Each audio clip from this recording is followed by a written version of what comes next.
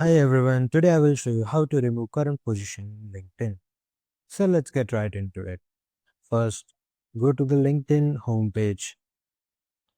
Once here, on the top bar, look for the option where it says Me. Click on it and then click on View Profile.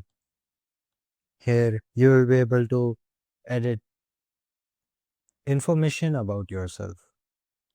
Now scroll down until you see the option Experience. Next to it, there should be a pencil icon. Click on it and it should take you to the Experience Edit window. Here, click on the job you want to remove. It will pop up a small window where you can edit your job info. On the bottom left corner, click on Delete Experience and then confirm again by clicking Delete.